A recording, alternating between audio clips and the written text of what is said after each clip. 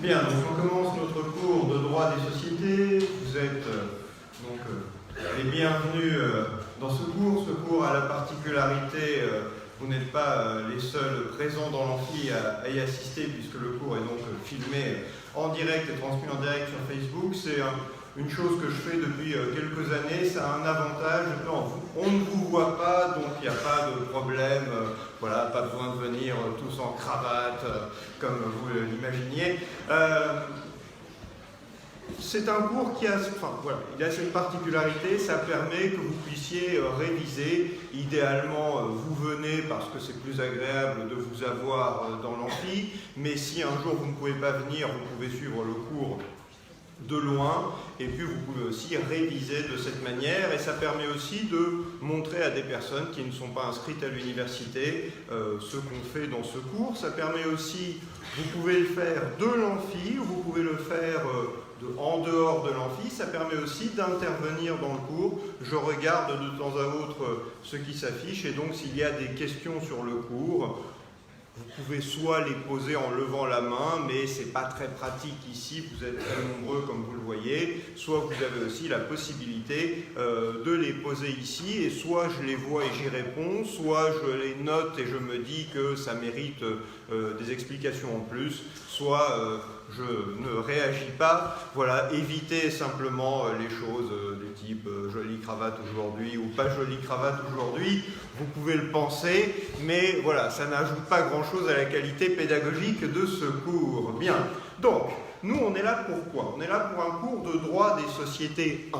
Donc ce semestre, on voit le droit général des sociétés, le droit commun des sociétés. C'est pas uniquement théorique, on va voir des règles de droit bien sûr, mais on va voir des règles de droit qui s'appliquent à toutes les sociétés. Au deuxième semestre, ceux qui seront encore là, on verra les règles propres aux différentes formes sociales. On verra les SARL, les SAS, les sociétés anonymes, les sociétés civiles. Mais là, ce qu'on va voir maintenant au cours de ce semestre, jusqu'en décembre, donc, on va voir les règles qui s'appliquent à toutes les sociétés. Et c'est quelque chose qui sert aussi quand on est un avocat très spécialisé, comme certains d'entre vous le seront, puisque ces règles qui s'appliquent à toutes les sociétés, bien précisément, elles concerneront aussi telle ou telle forme de société très particulière que vous aurez, qui sera votre client quand vous aurez un cabinet avec un succès gigantesque. Bien, donc, notre thème, c'est ça. Je vais changer un peu de pédagogie, je vais ajouter un élément par rapport aux années passées, qui est que on a un enseignement qui restera un enseignement classique. Donc on va voir ensemble du droit des sociétés, on va voir des textes, on va voir de la jurisprudence, on va parler un peu de doctrine aussi, et puis on va essayer de s'ouvrir autant que possible à la pratique.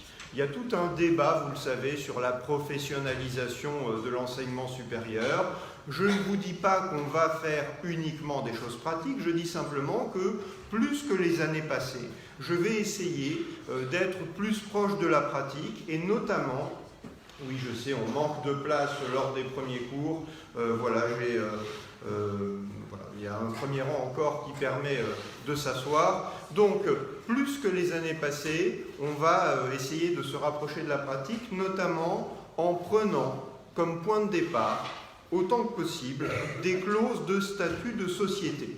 Quand on va voir par exemple la question des bénéfices des sociétés et du dividende que les sociétés distribuent aux actionnaires, eh bien on va partir de la clause d'une vraie société. Il y a pas mal de sociétés dont les statuts sont accessibles sans payer rien du tout. Par exemple, je pense au statut des sociétés cotées en bourse.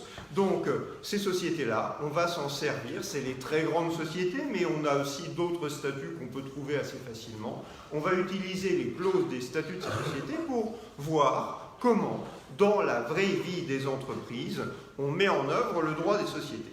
Et puis, chose que je compte faire aussi, je l'ai fait un peu les années passées, mais c'est inviter des professionnels à venir quelques minutes au début d'un cours, donner leur vision des choses. Et On commencera dans les prochaines semaines.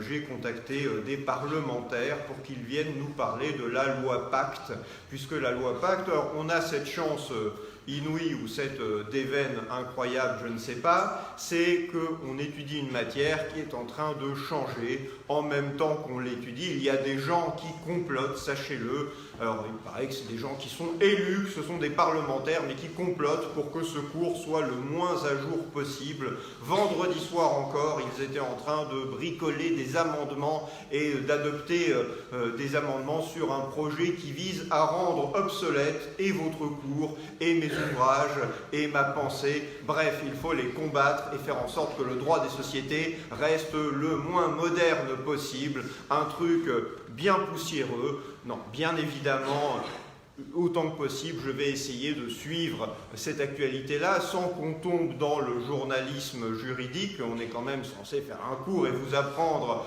et vous faire comprendre les subtilités des textes, mais sans qu'on tombe dans de l'actualité pure. On va bien sûr suivre ce qui se fait avec le projet de loi Pacte. Et dès qu'il y aura un sujet qui sera influencé par la loi Pacte, eh bien, je vous en parlerai, bien évidemment. Donc, qu'est-ce qu'on va voir ensemble dans ce cours? On va voir plusieurs grands chapitres. On va commencer par une introduction de manière assez peu originale dans un cours de droit des sociétés, ou dans un cours tout court. On va donc faire une introduction. Je vais vous dire où aller chercher le droit des sociétés et comment on va travailler ensemble. On verra ensuite le contrat de société. Vous avez de la place au premier rang encore. Je vous y invite, oui, c'est un véritable honneur de vous avoir aussi près. Voilà, il y a toute une rangée ici avec encore 6 merveilleuses places. Ça tombe bien, vous êtes 6. Et donc, on commencera avec le contrat de société. On verra les éléments constitutifs, on verra du coup les bénéfices, on verra les apports, on verra ces choses qui, j'ai déjà vu, ont beaucoup de succès sur Twitter, qui est la notion d'affectio societatis, du latin, mais qu'est-ce que c'est que ça? Donc on verra le contrat de société. On verra ensuite la société en tant que personne morale. On verra ensuite le statut de l'associé.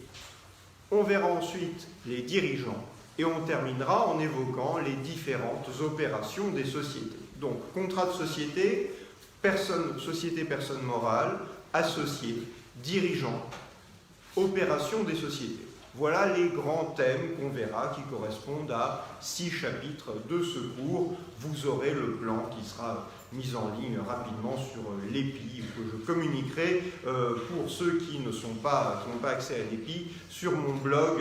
Je vais vous donner aussi des indications sur ce moyen de communication-là qui est pour moi très commun. Bien. Donc, voilà comment on va procéder. On va à chaque fois donc bien suivre le plan que je viens de vous indiquer. On essaiera donc cette année de partir autant que possible de clauses de statut de société ou d'actes. Donc ça, c'est les documents qui vous seront communiqués à chaque fois avant le cours.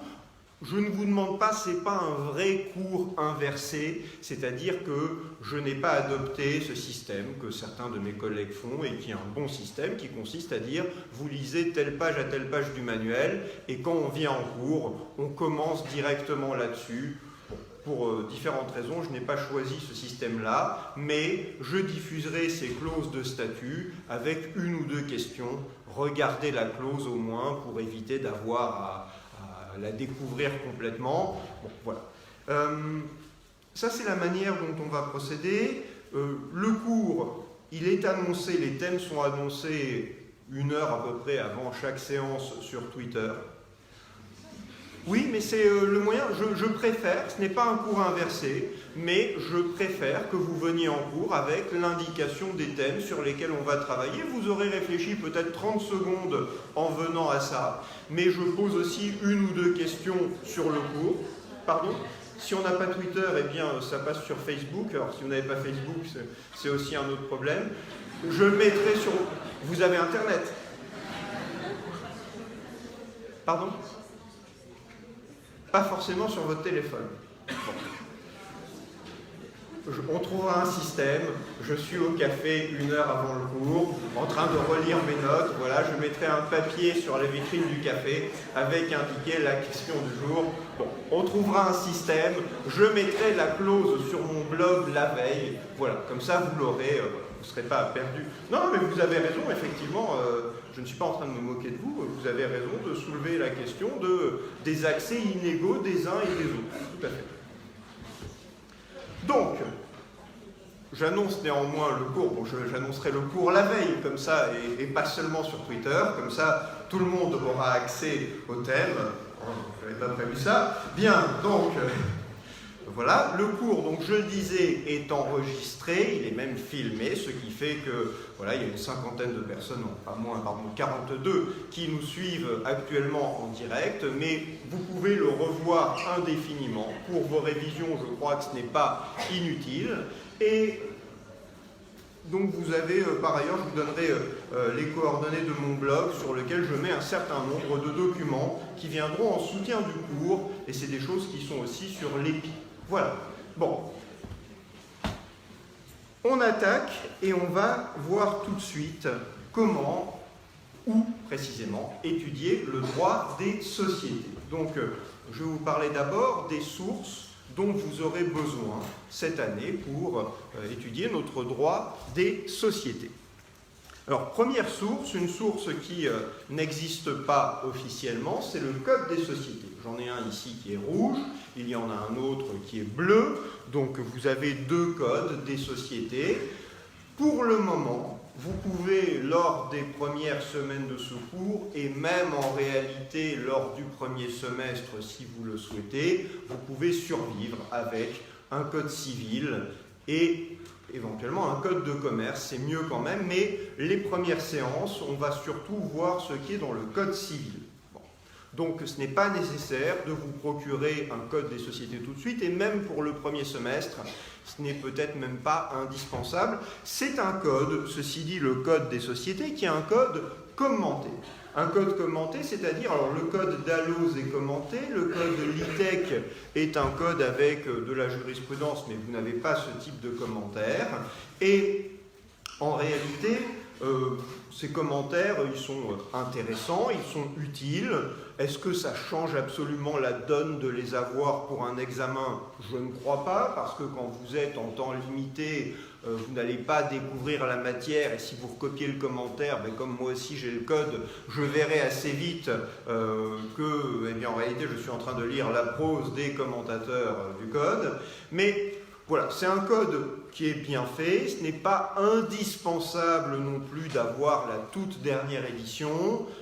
Il ne sort pas, enfin n'achetez pas, ne courez pas tout à l'heure en librairie acheter le code parce que c'est une édition qui a déjà quelques mois. Attendez le code des sociétés qui est indiqué code 2019. Et pour le moment, je le répète, vous pouvez travailler simplement avec un code civil et un code de commerce. Ma politique dans cette matière, c'est d'autoriser les codes tout le temps. Et les codes, je le dis ici, voilà, c'est une question qui revient sans arrêt. Je reçois des mails, des tweets, des posts, des machins, dans tous les sens, hein, juste avant l'examen, pour demander, mais est-ce qu'on a droit au code? Alors oui, on a droit au code. Est-ce qu'on a droit au code surligné? Oui, avec du stabilo ou du crayon en souligné, mais pas le code annoté, c'est-à-dire, je le dis parce qu'il y a toujours des moments tragiques lors des examens où quelqu'un se voit retirer son code parce qu'on découvre que dans le code, eh bien, il y a des choses écrites à la main, et à ce moment-là, mais c'est pas mon code, mais on me l'a prêté, mais je ne savais pas que... Bon, voilà, je vous le dis, le code surligné autant que vous voulez, parce que le code, c'est un bouquin qui fait quand même ses 2800 pages à peu près. C'est normal que quand vous voyez quelque chose dans le code, vous veniez mettre au stabilo. Ce que vous avez vu, ça ne me gêne pas.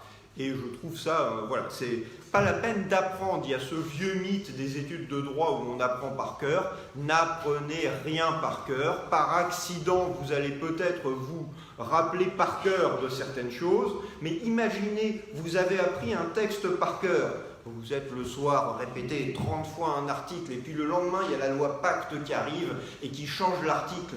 Comment on fait pour désapprendre un truc? Toute votre vie, vous aurez en tête un texte qui sera... Alors peut-être que vous êtes très fort et que vous arrivez à effacer votre mémoire, mais toute votre vie, vous aurez en tête un texte d'une version obsolète et on rira de vous. Ah, il cite le texte de 2016.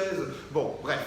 Donc, n'apprenez pas par cœur, il y a des codes pour ça qui changent régulièrement. Donc, on utilise le code, on surligne le code, on n'annote pas le code. Grande question, est-ce qu'on peut mettre des post-it dans le code?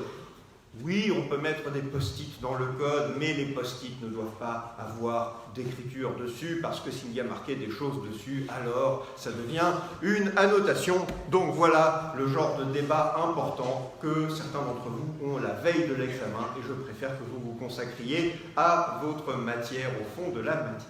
Bien, donc le code des sociétés, ça va être notre outil de travail, ou code civil, code de commerce. J'ai dit que le code n'existait pas. Pourquoi est-ce qu'il n'existe pas? Parce que c'est un code d'éditeur, c'est-à-dire que Dalloz et Littek se sont dit un jour, je ne sais pas dans quel ordre, eh bien, ça serait bien qu'on fasse un code avec tous les textes sur les sociétés. Ah oui, ce serait une bonne idée. Et on le vendrait aux professionnels du droit et aux étudiants. Très bonne idée. Mais attention, si les étudiants citent dans un devoir ou dans une copie quelconque le code des sociétés, alors un éclair tombera sur eux, parce que si vous citez un article du code des sociétés, ça veut dire que vous n'avez pas compris comment la matière est structurée. Le code des sociétés n'existe officiellement pas.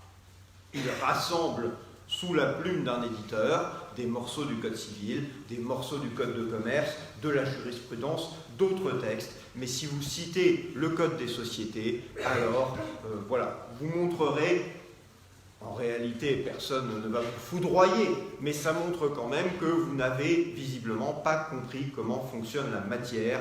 Je vous rassure, certains juges de la Cour de cassation non plus, parce qu'on trouve des arrêts avec marqué « vu l'article tant du Code des sociétés ». Voilà, donc on peut aller jusqu'à la Cour de cassation sans savoir que le Code des sociétés n'est pas un vrai code. Mais comment c'est pas un vrai code? Alors regardez, voilà, il pèse très lourd. Eh bien si, quand même, ça n'est pas un code officiel, donc vous ne citez pas l'article 1832 du Code des sociétés. C'est l'article 1832 du Code civil qu'on va voir abondamment. Bien. Ça, c'était important de vous dire cela. Autre source d'accès à la matière. Vous avez toute une série de manuels, traités, précis, cours, etc., qui couvrent notre matière.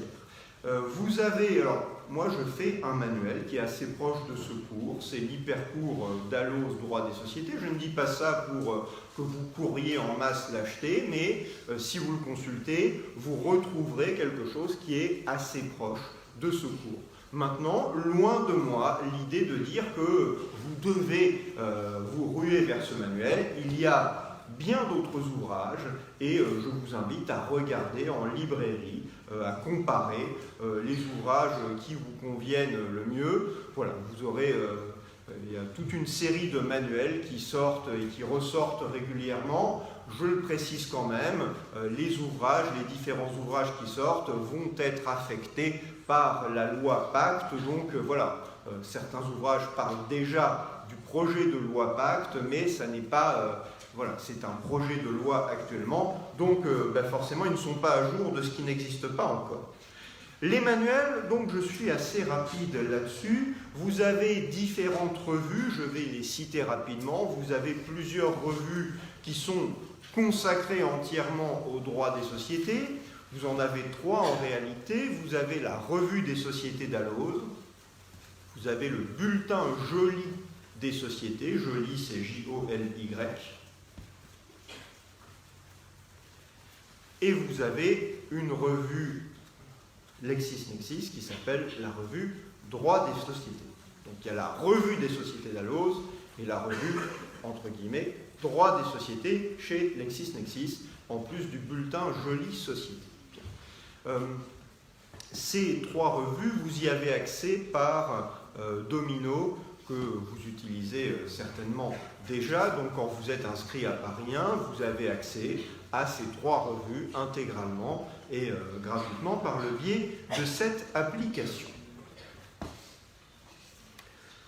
Vous avez d'autres chroniques dans les revues généralistes du type Recueil d'Allos, vous avez une chronique de droit des sociétés. À la semaine juridique, vous avez aussi une chronique de droit des sociétés.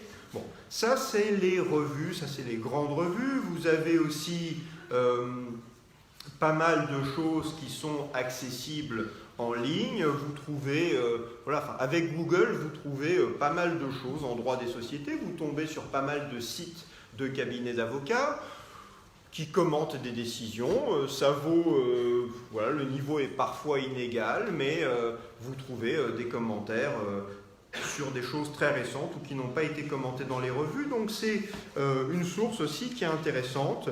Et donc je vous avais indiqué mon blog donc, qui est purement gratuit, qui est accessible par Internet, hein, je le dis, voilà. Et donc ce blog, j'essaye de mettre les choses vraiment importantes en droit des sociétés, je les mets systématiquement dessus. Alors je mets pas, il n'y a pas 40 publications par semaine non plus. Voilà, de temps à autre, j'ai une indication de ce que vos statistiques sont en hausse. Alors je vais voir, il y a 2000 personnes qui ont consulté mon blog, et puis là je réalise que le lendemain c'est l'examen de droit des sociétés, donc voilà, et puis le jour d'après on ne dit pas vos statistiques sont en baisse, mais bon, quand je vais voir, il y a 3 personnes, dont 2 par erreur, qui sont venues. Bon, bref, donc voilà, donc le blog c'est www.brunodondero.com.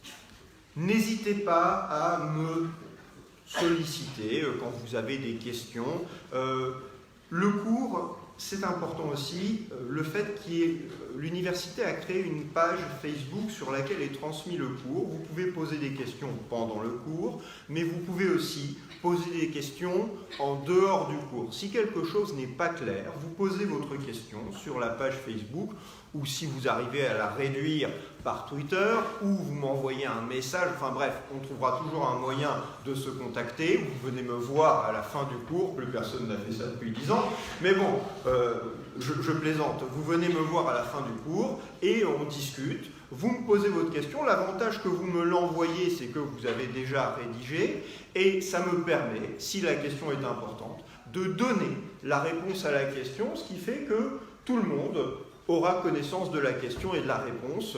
Voilà, si vous tenez à rester anonyme, indiquez-le moi, mais c'est aussi sympa de savoir que c'est telle personne qui a posé telle question. Bon, voilà. Si c'est une question qui est absolument bête parce qu'elle est évidente ou j'ai déjà donné la réponse, je vous le dirai avec beaucoup de politesse, mais je ne mettrai pas votre nom à côté de la question, et même je ne traiterai pas la question publiquement. Bien. Donc, ça c'était sur les sources, on va dire les sources matérielles. On va voir maintenant, on va rentrer dans le plus juridique, on va voir ensemble où trouver le droit des sociétés. On rentre dans le détail. Quelles sont les règles qui font le droit des sociétés?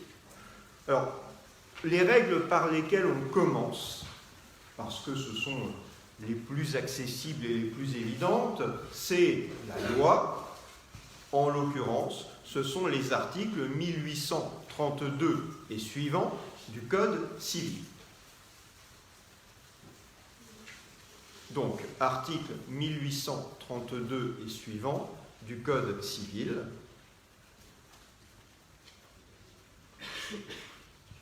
Donc là, vous avez un chapitre qui est consacré aux règles applicables à toutes les sociétés. Donc, on va passer pas mal de temps sur ces articles parce que, encore une fois, c'est là le vrai droit commun des sociétés. Après cela, vous avez un autre bloc de texte très important, c'est le livre 2 du Code de commerce. Livre 2 du Code de commerce, là vous trouvez notamment tout ce qui est texte sur les sociétés commerciales, SARL, SAS, sociétés anonymes, c'est dans le livre 2 du Code de commerce.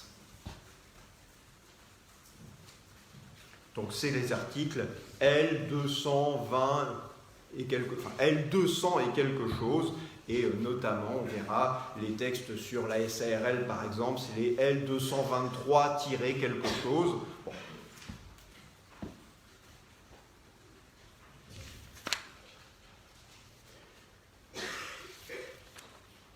Je préfère rester sur les grandes masses. Donc, code civil, code de commerce, vous avez toute une série de lois spéciales. On en parlera, par exemple, les sociétés de professionnels, elles font l'objet d'une loi particulière. Les sociétés civiles professionnelles, par exemple, font l'objet d'une loi particulière. Les sociétés d'exercice libéral font l'objet d'une autre loi particulière. Donc, vous avez de nombreux textes spéciaux à côté du code civil et du code de commerce qui régissent les sociétés.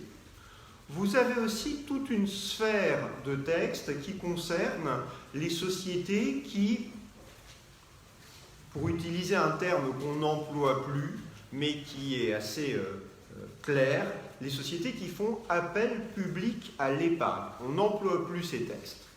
On parle aujourd'hui des sociétés qui offrent au public leurs titres financiers, mais l'idée c'est bien celle-là, c'est des sociétés qui font un appel public à des investisseurs. C'est des sociétés qui, pour certaines, sont cotées en bourse, ou c'est des sociétés qui, sans être cotées en bourse, ont proposé au public de souscrire leurs actions.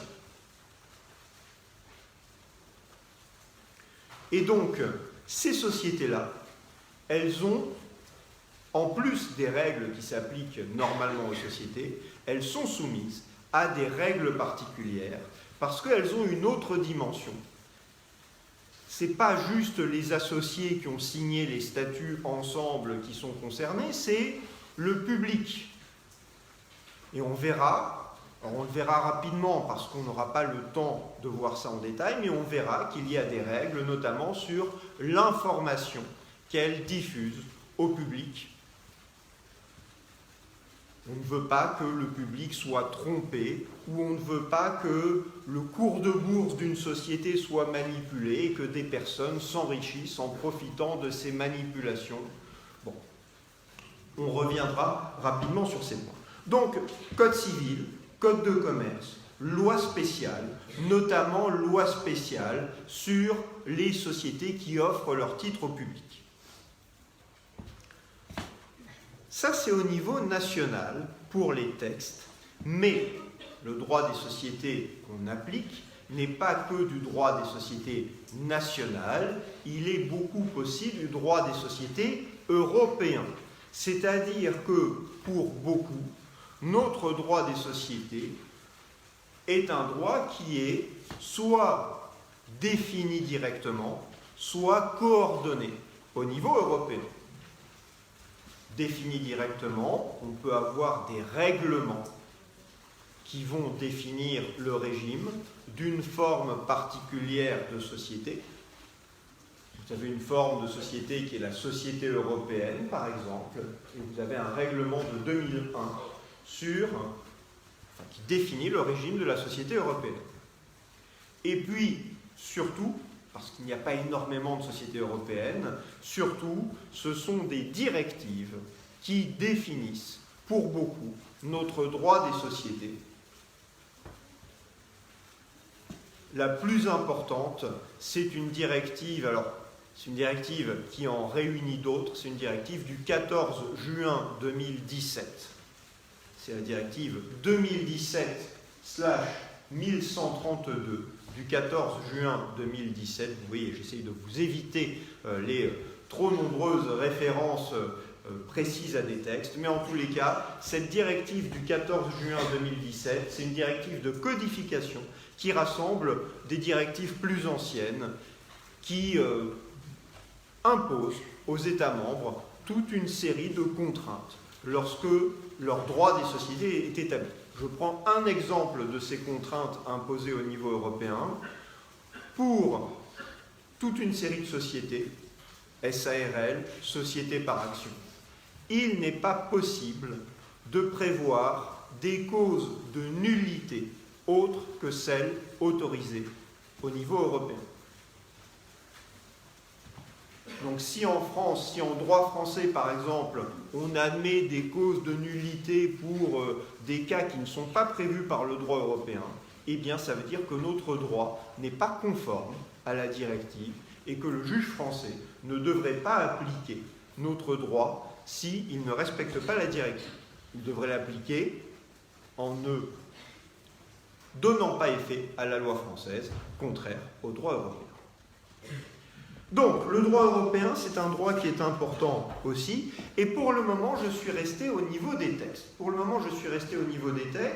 On a aussi beaucoup de droit qui nous vient de la jurisprudence. Alors, la jurisprudence en droit des sociétés, la jurisprudence qu'on va utiliser, c'est quoi? C'est beaucoup la jurisprudence de la Cour de cassation. Vous le savez, la Cour de cassation, ces temps-ci, est un peu agitée. J'aime bien la Cour de cassation, parce que je me rends compte que ça fait 2 fois en peu de temps que je m'en prends à la Cour de cassation, mais non, la Cour de cassation, il y a beaucoup de gens là-bas qui savent que le Code des sociétés n'est pas un vrai code, et puis je pense même une grande majorité, et puis il y a une vraie question qui se pose actuellement à la Cour de cassation, et question que vous avez vu passer, je pense, dans vos autres enseignements déjà, la question de savoir si la Cour de cassation ne doit pas voir son rôle changer pour devenir quelque chose de plus proche d'une Cour suprême, où la Cour rendrait moins de décisions, mais des décisions choisies et dans des domaines particuliers pour faire avancer le droit, notamment sur les droits fondamentaux. Bon. Il y a aujourd'hui cette interrogation profonde et ce débat, parce que vous avez des gens qui prennent parti pour, des gens qui prennent parti contre.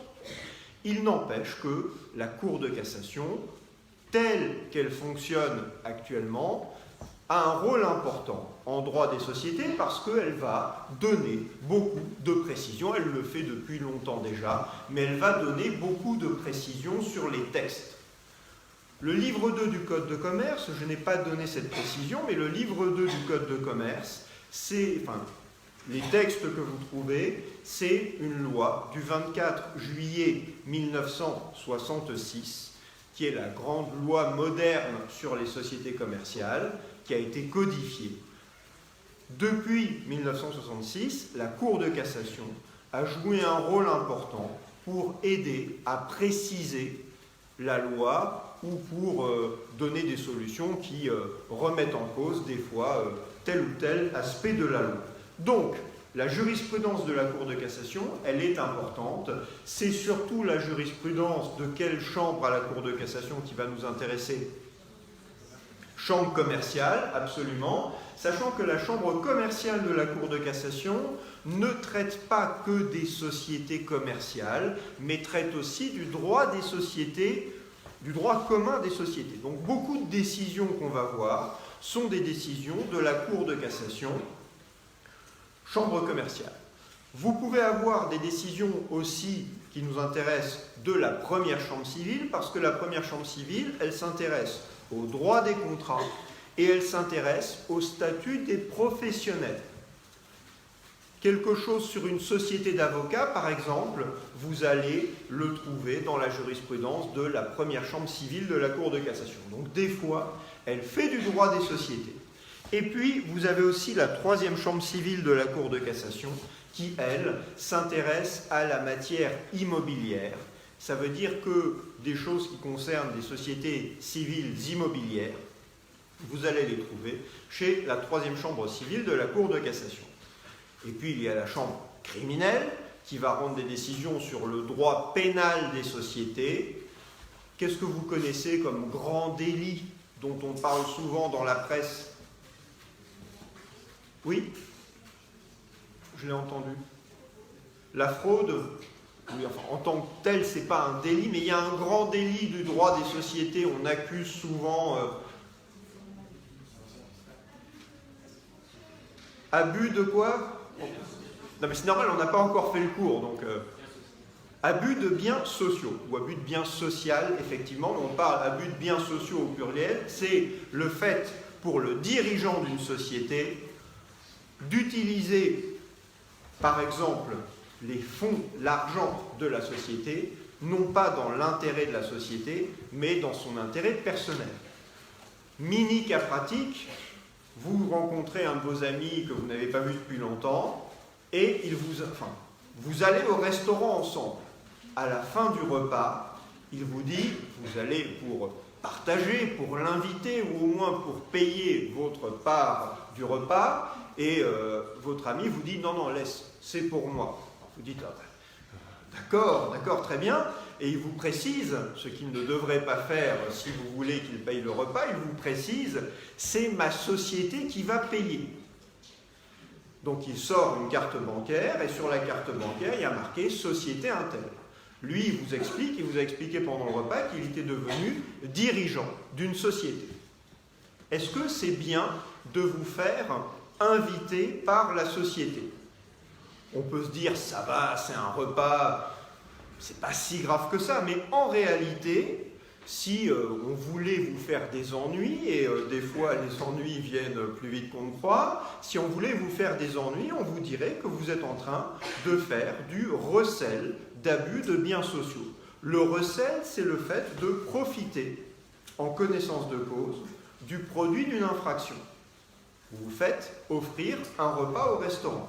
L'infraction, c'est quoi? C'est celui qui est assis en face de vous, qui est dirigeant d'une société, et qui vous explique qu'il paye un repas qui n'a rien à voir avec l'activité de la société, parce que vous n'êtes pas là pour apporter quelque chose, vous n'êtes pas un consultant pendant un déjeuner d'affaires, vous avez parlé de tout et de rien, mais vous n'êtes pas là pour la société, c'est un repas amical, eh bien, il va vous offrir un repas sur les fonds de la société. Et un repas offert sur les fonds de la société, eh bien, c'est utiliser l'argent de la société dans un intérêt qui n'est pas le sien, en connaissance de cause. Donc votre ami fait de l'abus de biens sociaux, et vous faites du recel d'abus de biens sociaux. Tout ça, et quelques années de prison à la clé et quelques centaines de milliers d'euros d'amende. Ne rentrons pas dans le détail tout de suite, mais voilà pourquoi il y a deux solutions dans ce cas-là. Soit vous dites non, je ne veux pas, je paye mon repas tout seul, ou alors il faut être en mesure de démontrer qu'en réalité, le repas servait l'intérêt de la société. Peut-être qu'au cours du repas, vous avez donné à votre ami un certain nombre d'indications. Oui, vous avez un sourire tout de suite en me disant mais ça va, c'est un peu hypocrite, mais si le délit c'est utiliser les fonds dans un intérêt qui n'est pas celui de la société, si on essaye de montrer que le délit n'est pas constitué, eh bien un des moyens, ça va être de montrer que le repas servait l'intérêt de la société. Si ce n'est pas du tout le cas, tant pis, on s'arrête là. Je ne suis pas là pour mentir effrontément, mais en tous les cas, si vous êtes avocat plus tard et qu'un de vos clients vous dit « je suis embêté, on me poursuit pour recel d'abus de biens sociaux », eh bien, un des moyens de faire tomber la qualification d'abus de biens sociaux et de recel du coup, ça sera de montrer qu'en réalité, c'était dans l'intérêt de la société que les fonds étaient engagés. Mais parfois, ça n'est pas évident. Le serveur a entendu qu'on parlait régulièrement de la société Intel, il pourra témoigner du fait que le repas était dans l'intérêt. Bon, ça effectivement sera peut-être assez compliqué à démontrer. La Cour de cassation, vous le savez, rend des décisions qui obéissent à un modèle un peu particulier. Oui, j'ai oublié la chambre sociale qui parfois traite aussi de questions qui touchent le droit des sociétés. Le contrat de travail du dirigeant, par exemple, ça fait partie des questions qu'aborde la chambre sociale de la Cour de cassation. Et si vous regardez les travaux sur la loi Pacte, vous avez des heures et des heures de vidéos de la commission qui, ces derniers jours, a discuté des 2000 amendements à peu près qui ont été, tous n'ont pas été discutés parce que certains ont été retirés, non soutenus, etc. Mais beaucoup du débat, c'était sur la question du rôle des salariés dans la société. C'est une question sur laquelle on reviendra, qui est une question très importante, véritable. Ce n'est pas une question que juridique, bien évidemment, c'est une question à la fois politique, sociale, etc. C'est une question très importante et on y consacrera pas mal de développement.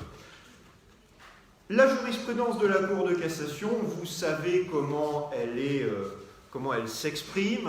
Un juge de la Cour de cassation, c'est bien connu, ne parle qu'en faisant des phrases très longues qui commencent toujours par « attendu que », et il ajoute parfois « mais attendu que ».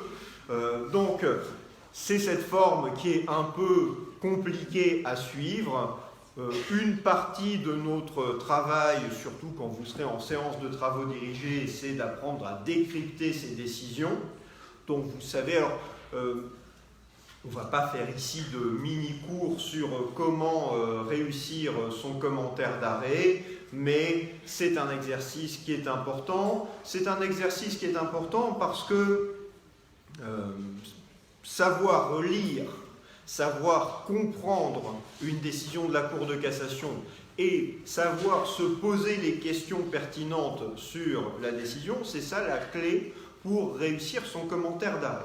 C'est un exercice qui est assez mystérieux, assez compliqué. Enfin, on ne sait pas vraiment ce qu'on attend de nous quand on nous demande de faire un commentaire d'arrêt. Pour ma part, je l'ai compris assez tardivement dans mes études de droit. Ce qu'on attendait de nous, on vous dit il faut commenter un arrêt.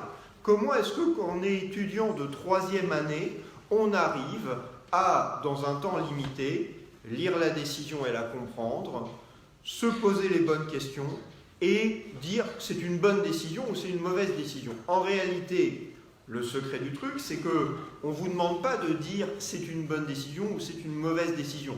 Des fois, ça saute aux yeux, mais dire c'est une très bonne décision, le risque c'est de tomber dans quelque chose qui est juste ah oui, ils sont forts les juges de la Cour de cassation, ou c'est une mauvaise décision, le risque est de se planter encore plus, ah mais c'est n'importe quoi une fois encore à la Cour de cassation. Donc ce qu'il faut en réalité c'est quoi? C'est comprendre si la décision était prévisible, si elle est conforme au texte, si elle est conforme aux décisions précédentes. Une grande partie du commentaire, c'est ça. Est-ce que l'on pouvait s'attendre à cette solution au vu du droit positif existant? Ça fait une grande partie du commentaire. Dire quelle était la question, quelle est la solution, c'est une autre partie du commentaire. Mais pouvoir dire en quoi la solution est conforme ou non au droit positif, eh bien, c'est ça l'essentiel du commentaire. Si vous y arrivez, vous pouvez aussi rechercher si la décision est économiquement une bonne décision. Est-ce qu'on impose de nouvelles charges aux entreprises? Est-ce que c'est justifié socialement, ces nouvelles charges? Donc économiquement, socialement, on peut se poser pas mal de questions. Si vous savez ce qu'est le droit étranger sur cette question, pourquoi pas donner ces éléments? Mais ce n'est pas des choses que vous allez découvrir comme ça. C'est des choses que vous allez soit trouver dans des ouvrages, soit qu'on aura vu en cours. Donc ça nécessite aussi d'avoir un certain nombre de connaissances qui sont dans le code, mais que vous aurez vu préalablement. Bon. Donc, le commentaire d'arrêt, c'est un exercice un peu particulier. Vous le savez, depuis 2016, la Cour de cassation, quand elle fait des revirements de jurisprudence, donne quelques explications en plus, mais ça concerne un pourcentage infime des arrêts de la Cour de cassation. Donc la plupart du temps, vous êtes laissé à une seule longue phrase avec plein de points-virgules dans laquelle il ne faut pas confondre, là ça serait la manière la pire de se planter, il ne faut pas confondre ce qu'a dit la Cour d'appel, ce que dit le pourvoi en cassation, ce que dit le demandeur au pourvoi, c'est-à-dire la critique faite contre l'arrêt d'appel, et ce que dit la Cour de cassation elle-même.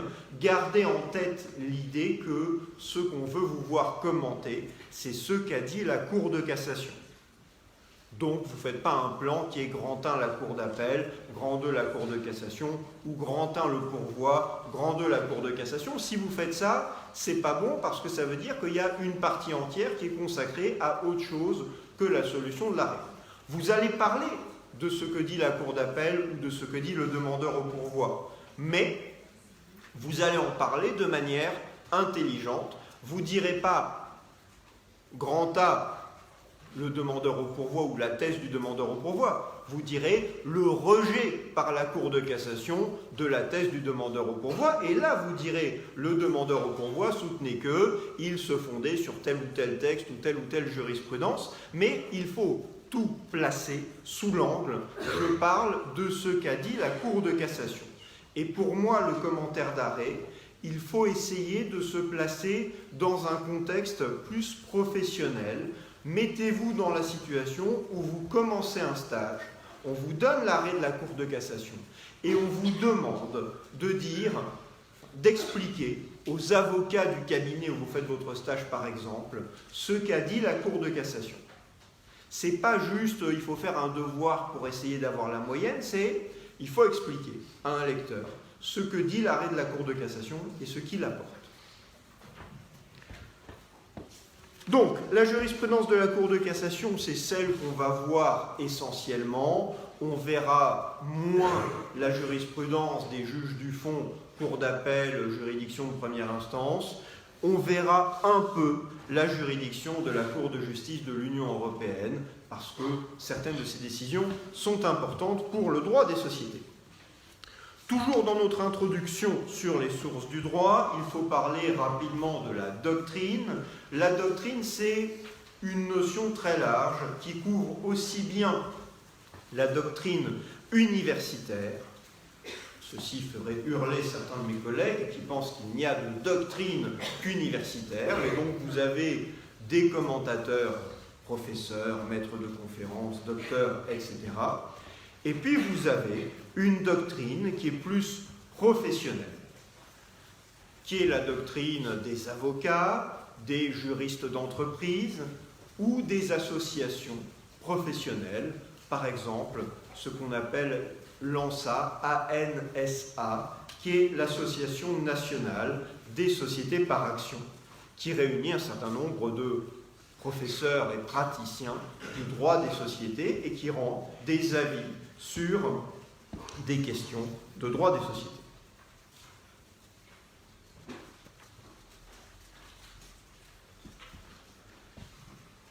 Dernière observation, et j'ai terminé sur les sources.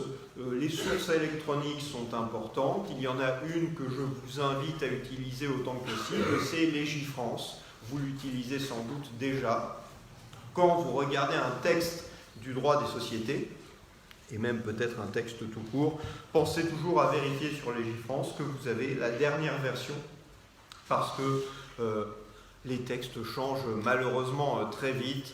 Il y a un texte que je regardais l'autre jour, l'article L225-102-1 du Code de commerce, mais ce n'est pas la peine de noter la référence maintenant, qui a changé, je crois, 16 fois en 17 ans, et parfois 2 fois dans la même année à quelques semaines d'intervalle, parce que c'est un texte qui va vous donner la liste des informations que les sociétés donnent à leurs actionnaires, et donc voilà, c'est un texte, à chaque fois qu'une loi passe, elle se dit, tiens, on pourrait ajouter une nouvelle information.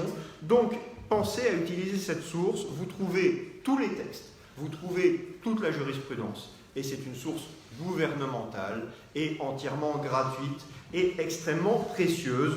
Vous trouvez aussi les différents projets de loi. Donc, le site Légifrance, c'est un site qui est particulièrement précieux. On a terminé, première partie de l'introduction, sur les sources du droit des sociétés. Deuxième partie de l'introduction, on va définir notre sujet de ce semestre. On va parler de la société. Qu'est-ce que c'est la société ?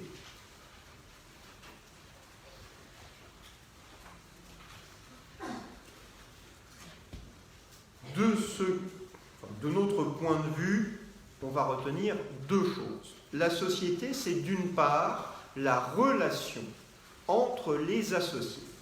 Première chose, la société, c'est la relation entre les associés. Et en réalité, c'est le contrat de société dont on parle. Donc la société, premier sens, c'est la relation entre les associés. Et donc c'est le contrat de société dont on parle. Petite précision, certaines sociétés ne sont pas fondées sur un contrat parce qu'il y a un seul associé qui a fait la société. C'est par exemple l'EURL, qui est une SARL, à un seul associé.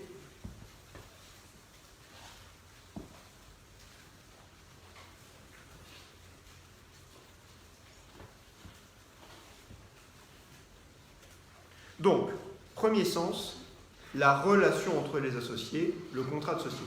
Deuxième sens, la société entendue comme une personne morale. Quand vous dites « je suis employé par la société Intel », c'est la société personne morale que l'on entend par là. On verra que beaucoup de sociétés ont reçu la personnalité morale. Ça veut dire que ces sociétés sont des personnes juridiques avec les différents effets de la personnalité juridique, et notamment la capacité juridique et un patrimoine.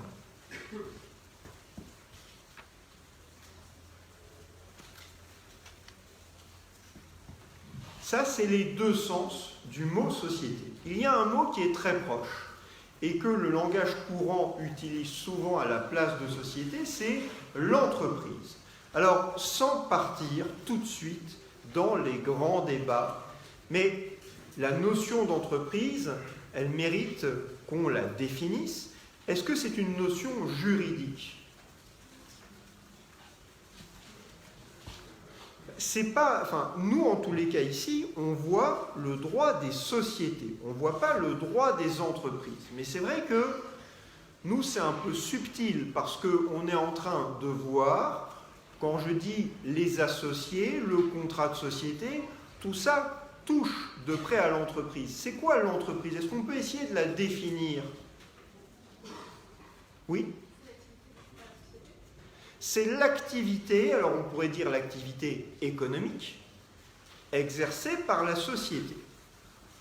C'est vrai, la société, c'est en réalité plutôt l'entrepreneur. La société exploite une entreprise. Et l'entreprise, c'est une activité économique. Alors ça désigne des moyens.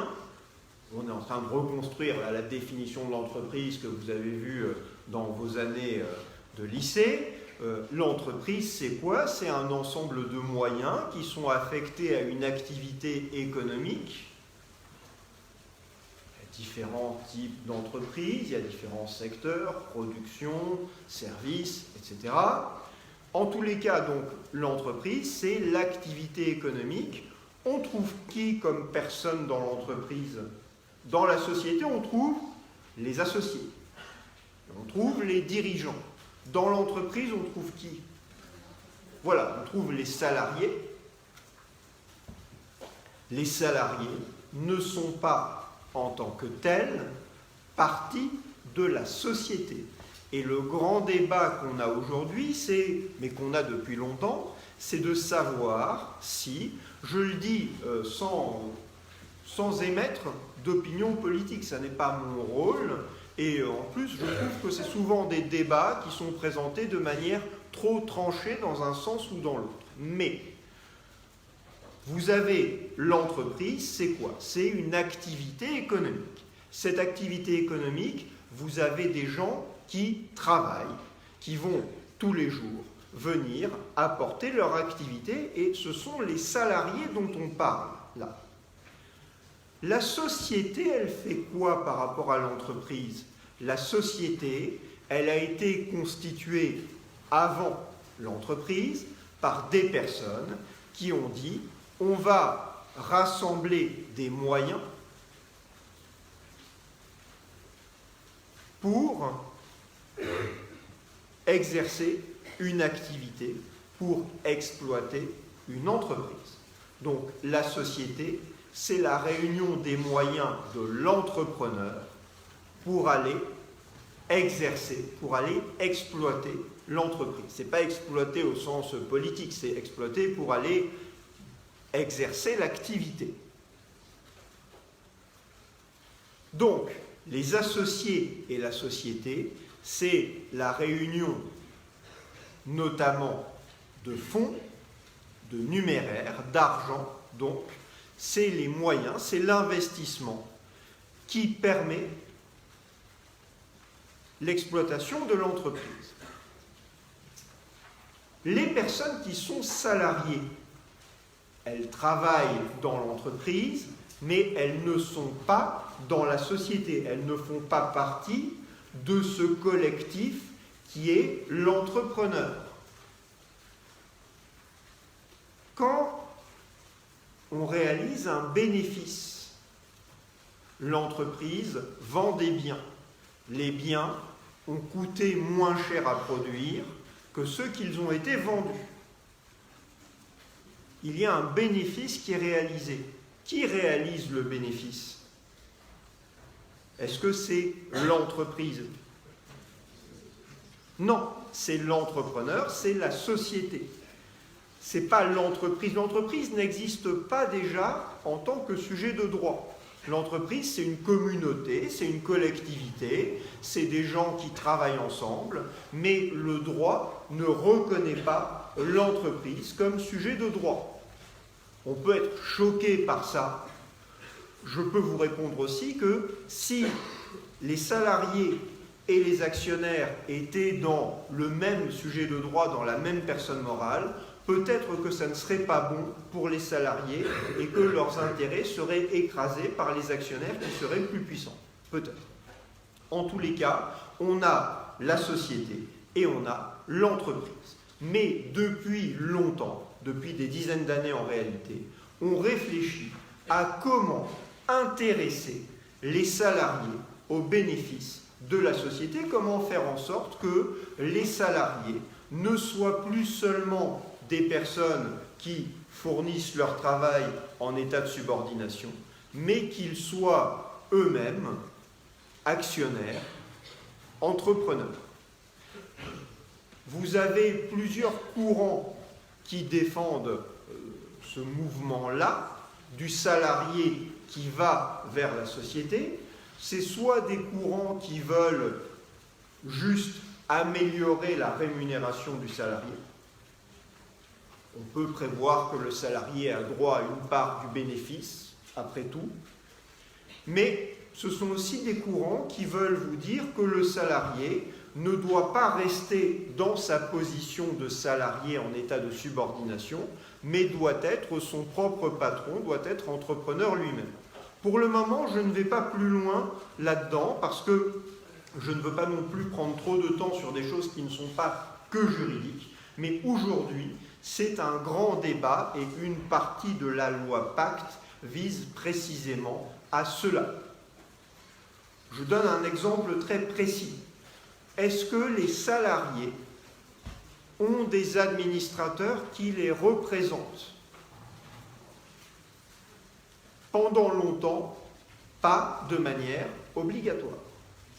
Et puis, en 2013, on a commencé à introduire cette mesure de manière obligatoire dans les très grandes sociétés. Je prends l'article du Code de commerce qui donne cette règle, c'est l'article L225-27-1. On nous dit quoi? Dans les sociétés qui emploient à la clôture de 2 exercices consécutifs, au moins 1000 salariés permanents dans la société. Donc, ça veut dire, c'est quand même des très grandes sociétés, et avant, c'était 5000. Donc, dans les sociétés, 2013, c'est 5000. En 2015, on baisse le seuil à 1000 et on prend en compte les groupes de sociétés en plus. Mais retenez ce chiffre de 1000 pour avoir une idée.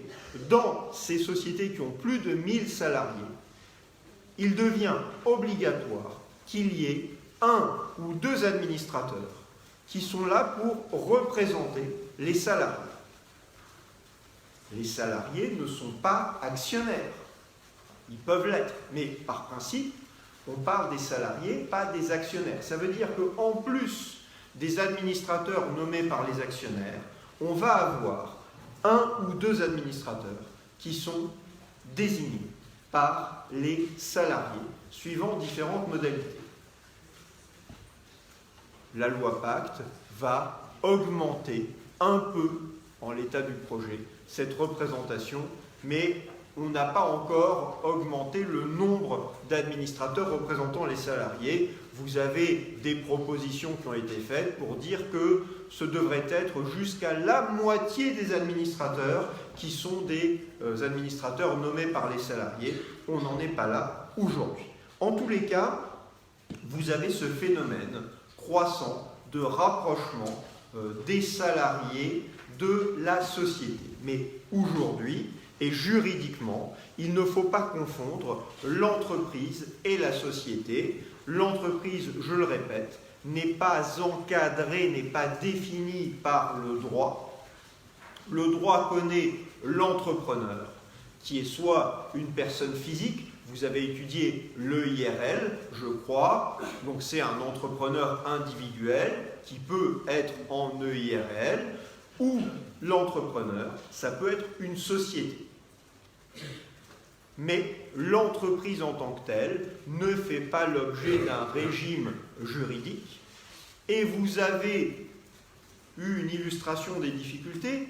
Vous avez dû voir passer cela quand vous lisez la presse, quand on a beaucoup parlé ces derniers mois de l'intérêt de l'entreprise, du fait que l'entreprise devait défendre aussi l'intérêt général.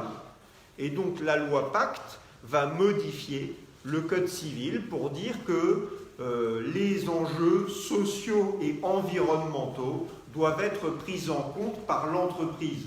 Sauf qu'au moment d'ouvrir le Code, on ne trouve pas l'endroit où mettre ça, parce qu'il n'y a rien sur l'entreprise. Donc, où est-ce qu'on va arranger ça? Chez nous. Dans le droit des sociétés, on va vous dire qu'une société, son intérêt social doit prendre en considération les enjeux sociaux et environnementaux. Bon, c'est vraisemblablement comme cela que notre Code civil va être modifié dans les mois qui viennent. Je ne sais pas si ça va changer grand-chose, mais c'est toujours bien de dire les choses clairement dans les textes. C'est vrai qu'aujourd'hui, on n'a même pas de texte qui disent clairement que la société doit être dirigée dans son intérêt. On a des textes qui disent de manière indirecte que si vous utilisez l'argent de la société pour votre intérêt personnel, vous partez plusieurs années en prison, mais on n'a pas de texte qui le disait aussi clairement. Donc rien que pour ça, ce sera une clarification intéressante. Quand on parle, donc, la notion d'entreprise, elle sera assez présente dans notre cours, mais ne confondez pas les deux. Ne dites pas que c'est l'entreprise qui est définie par l'article 1832 du Code civil. Vous avez bien compris que c'est la société. L'article 1832 du Code civil, on en parle parce qu'on va passer, on va le voir assez souvent au cours de ce premier semestre. L'article 1832 du Code civil, c'est le premier article du titre sur la société. Chapitre 1er, disposition générale, article 1832 du Code civil. Je le lis rapidement. La société est instituée par deux ou plusieurs personnes qui conviennent par un contrat d'affecter à une entreprise commune des biens ou leur industrie en vue de partager le bénéfice ou de profiter l'économie qui pourra en résulter. Donc deux ou plusieurs personnes, par contrat, affectent des moyens à une entreprise. Pourquoi? Pour partager un bénéfice ou profiter d'une économie. Et deux précisions. La société peut être instituée dans les cas prévus par la loi par l'acte de volonté d'une seule personne. C'est l'EURL dont on parlait. Deuxième précision, les associés s'engagent à contribuer aux pertes. Donc si la société fait des pertes, eh bien, ça veut dire que les associés ne récupéreront pas ce qu'ils ont mis dans la société. Ça, c'est l'article 1832. Il y a plusieurs éléments importants sur lesquels on va revenir dans notre premier chapitre sur le contrat de société. Premier élément important, c'est ce qu'on appelle les apports. Les apports, c'est les moyens qui sont affectés à la société.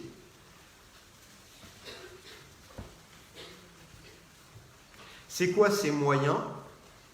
On nous dit qu'on vienne par un contrat d'affecter à une entreprise commune des biens ou leur industrie. Leur industrie, c'est un terme que plus personne n'utilise, ça veut dire leur activité.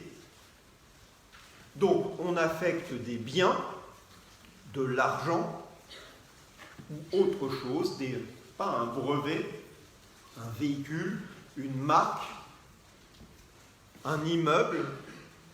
Donc, on affecte des biens ou une activité. Mais du coup, c'est compliqué. Qui affecte déjà son activité à l'entreprise? Les salariés, effectivement. Du coup, un salarié, finalement, il fait la même chose qu'un associé qui affecte son activité. C'est quoi la différence entre les deux, quand même? Il y a une différence en positif et une différence en négatif. Mais allez-y, oui. Le mode de rémunération. Le salarié, si les affaires de la société ont été très mauvaises, est-ce qu'on peut lui dire « Non, ben désolé, ce mois-ci, c'est pas bon pour votre salaire, à bientôt ». Le mois prochain, si vous bossez bien, on compte sur vous. Le mois prochain, on fera du bénéfice et là, vous recevrez quelque chose. Non, le salarié, c'est, entre guillemets, sa force, en tous les cas, la protection du salarié, c'est que, quel que soit le résultat, oui, vous avez raison de faire cette petite moue, parce que si jamais la société va mal, elle fait faillite, et plus personne ne touche rien. Mais le salarié, son salaire ne dépend pas du bénéfice de la société. Et il y a une autre nuance à apporter à mon propos, c'est quoi? C'est tout ce qui est, oui, tout ce qui est, alors ça c'est l'autre aspect de la question, tout ce qui est rémunération variable, tout ce qui est bonus, prime de performance, prime de résultat, une partie du salaire peut dépendre des résultats du salarié et donc aussi des résultats de l'entreprise. Mais, sans trop rentrer dans le droit du travail, il me semble que cela ne peut pas représenter l'intégralité de la rémunération du salarié. Si toute votre rémunération dépend du bénéfice de la société, vous n'êtes plus salarié, vous êtes associé. Mais c'est vrai qu'il y a un autre élément important. L'autre aspect que j'évoquais, c'est la question de la dépendance, de la subordination.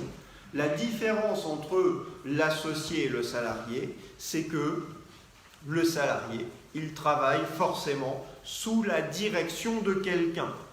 Il n'est pas le maître de son activité, ce n'est pas lui qui décide de ce qu'il fait. Alors il peut avoir une certaine autonomie, mais il n'est pas, c'est pas lui qui, il n'est pas indépendant et il a forcément un supérieur hiérarchique, quelqu'un qui lui donne des instructions pour l'exercice de son travail. Quelqu'un qui n'est pas en situation de subordination, on ne pourra pas démontrer qu'il est salarié. Vous avez des situations dans lesquelles des associés de société se font faire un contrat de travail. Pourquoi? Parce que du coup, ils ont la protection qui va avec le contrat de travail, la protection en cas de perte d'emploi, la protection en cas de maladie, etc. Et peut-être qu'à un moment donné, on va dire à ces personnes, mais est-ce que vous aviez vraiment un contrat de travail? Et si on se rend compte qu'ils n'exerçaient pas leur activité de manière subordonnée, on va remettre en cause la qualification de leur contrat de travail. Vous pouvez avoir la fraude dans les deux sens. Vous pouvez avoir des personnes qui sont associées et font semblant d'être salariées. Et vous pouvez avoir des personnes qu'on traite comme des salariés, mais auxquelles on a dit qu'elles n'étaient qu'associées parce que ça permet de ne les payer que si on fait un bénéfice. On rencontre les deux types de fraude. En tous les cas, premier élément donc du contrat de société, les apports. Deuxième élément du contrat de société, la finalité. Pourquoi est-ce qu'on est venu là? Le texte nous le dit, on est venu là pour partager le bénéfice ou profiter d'une économie.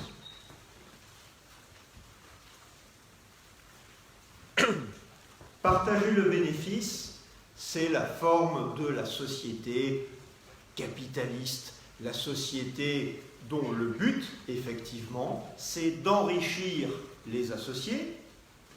Les associés font un investissement, ils mettent les apports dans la société et ils espèrent que cela va produire un bénéfice, que l'entreprise va dégager un bénéfice et que la société va leur reverser une partie de ce bénéfice. Pour certains, ce que je viens de dire est une suite de gros mots, mais il faut quand même penser que vous avez beaucoup d'activités qui dépendent précisément et beaucoup de personnes dont la vie, au sens de la vie économique, dépend de ce que des bénéfices sont réalisés.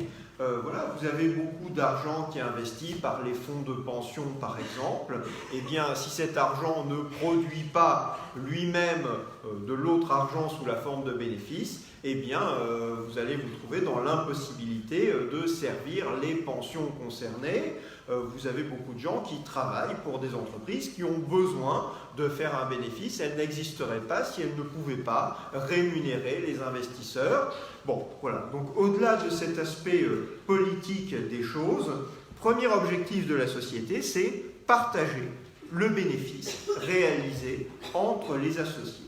Et puis, deuxième aspect, on nous dit ou profiter de l'économie qui pourra résulter de l'entreprise. Ça veut dire quoi, profiter d'une économie?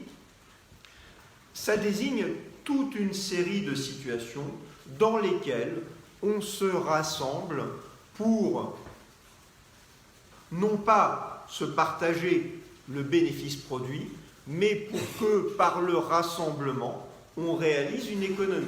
Exemple, on achète ensemble un bien. Ça nous coûterait plus cher de l'acheter ou de le louer chacun de notre côté. On achète ensemble le bien et on va l'exploiter ensemble. On va l'utiliser ensemble. Je prends un exemple, les sociétés coopératives.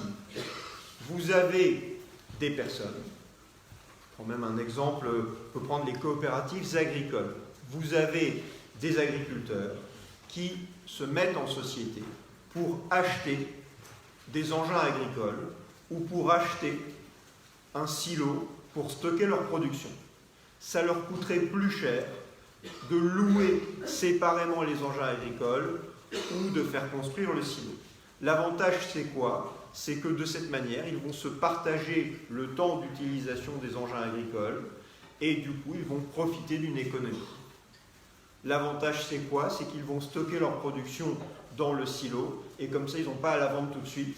Ils peuvent attendre que les cours soient extrêmement hauts pour vendre la production et vous faire payer beaucoup plus cher. Donc, deuxième objectif, profiter d'une économie. Et on verra que ça ressemble, il y a plein d'autres groupements, les associations par exemple, qui ont pour objectif aussi de faire profiter leurs membres d'une économie.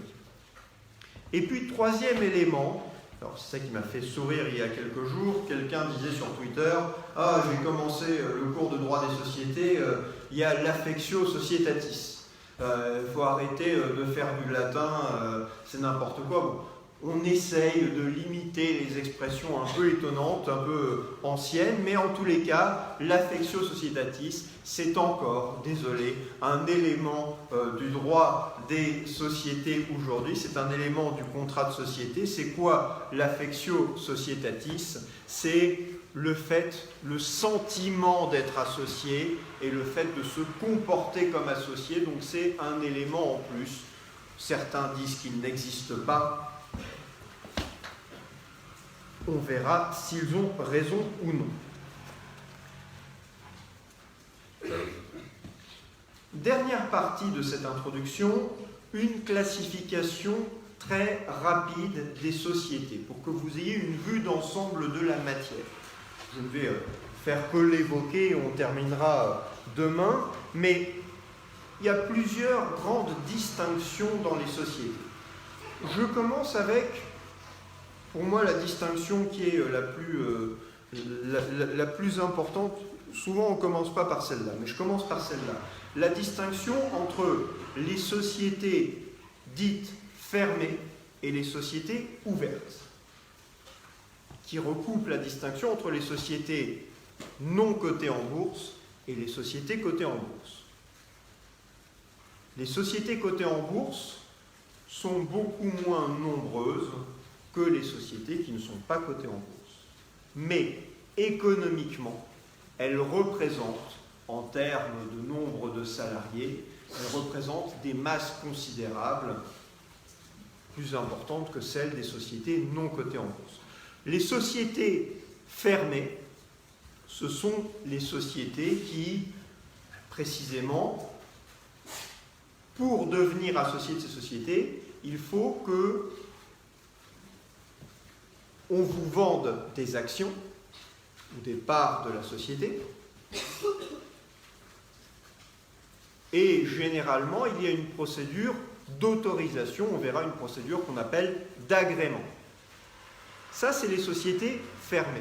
Dans les sociétés ouvertes, qui, je le répète, pour le moment, on peut les assimiler entièrement aux sociétés cotées en bourse, les sociétés cotées, tout le monde peut devenir à tout moment actionnaire de ces sociétés. Par exemple, la société Engie est une société cotée en bourse. Vous pouvez demander à votre banquier, par exemple, d'acheter pour vous tant d'actions de la société. Si vous demandez un nombre trop important, peut-être qu'elles ne sont pas disponibles, mais en tous les cas, on ne va pas vous soumettre à une procédure d'agrément. Ça veut dire que ces sociétés, eh bien, à tout moment, leur capital est susceptible de varier. Et ce n'est vraiment pas le même monde. Les sociétés fermées, c'est les sociétés plus traditionnelles. On a des statuts, on a signé des statuts, on les a lus, on a regardé les clauses et on est devenu actionnaire ou associé de ces sociétés en connaissance de cause. Je précise, associé ou actionnaire. C'est quoi la différence ? Un associé, c'est quelqu'un qui est parti à une société. C'est quelqu'un qui est membre d'une société. Il a soit signé un contrat de société, soit il a constitué une société unipersonnelle. Certaines sociétés émettent des actions. Ce sont les sociétés par action. Dans ces sociétés, on n'appelle pas les associés des associés, on les appelle des actionnaires. Voilà. Donc actionnaire, ça veut dire associé d'une société par action. C'est aussi simple que ça. Si vous dites que quelqu'un est actionnaire d'une société civile, ce n'est pas correct. Parce qu'une société civile ou une SARL, par exemple, ça n'émet pas des actions. Donc, je disais, les sociétés fermées, les associés se connaissent, ont signé les statuts, ont généralement lu les statuts. Dans les sociétés ouvertes, on a souvent de très nombreux actionnaires, parfois des dizaines ou des centaines de milliers. Ils ne se connaissent pas, ou on sait que c'est tel fonds étranger qui a 15% de la société, mais on ne sait pas, oui pardon, parfois ma voix part dans les aigus, on ne sait pas à tout moment, on n'est pas, la société peut avoir une liste des actionnaires, mais vous ne connaissez pas, vous dites, ah oui, je le connais, oui, il était assis au 58e rang lors de l'Assemblée. De toutes les manières, très peu d'actionnaires en réalité vont physiquement aux assemblées de ces sociétés, c'est plutôt ceux qui n'ont pas grand-chose à faire, j'exagère un peu, mais ceux qui ont beaucoup investi dans ces sociétés ont souvent payé des gens pour aller aux assemblées pour eux. Voilà, quelqu'un qui se promène, mais vous ferez peut-être ça lorsque vous prendrez votre retraite, vous achetez une action de chaque société et puis vous allez à la période des assemblées, d'assemblée en assemblée, c'est intéressant, on discute, il y a un buffet à la fin. Bon, en tous les cas, dans ces sociétés, souvent les actionnaires ne se connaissent pas du tout, et je terminerai là-dessus pour aujourd'hui, certains actionnaires ne sont actionnaires qu'une fraction de seconde. Vous avez peut-être entendu parler de ce qu'on appelle le trading algorithmique, c'est-à-dire que vous avez des sociétés qui vous proposent d'investir votre argent dans les actions qu'elles vont choisir pour vous, et certaines de ces actions, elles vont les conserver longtemps, mais d'autres actions ne vont être conservées qu'un temps très court, et parfois même une fraction de seconde, parce qu'on va devenir actionnaire de titres pour les revendre aussitôt, pour profiter peut-être d'un changement de cours qui intervient très vite. Donc, vous avez des actionnaires qui ne le sont en réalité que pendant un temps très court. Donc, c'est des sociétés dont parfois le capital change à une vitesse, la composition de l'actionnariat change à une vitesse qui est excessivement rapide. Voilà. Donc, on recommence demain avec les différentes grandes catégories, grandes distinctions à faire entre les sociétés. Je vous remercie. Merci à vous aussi.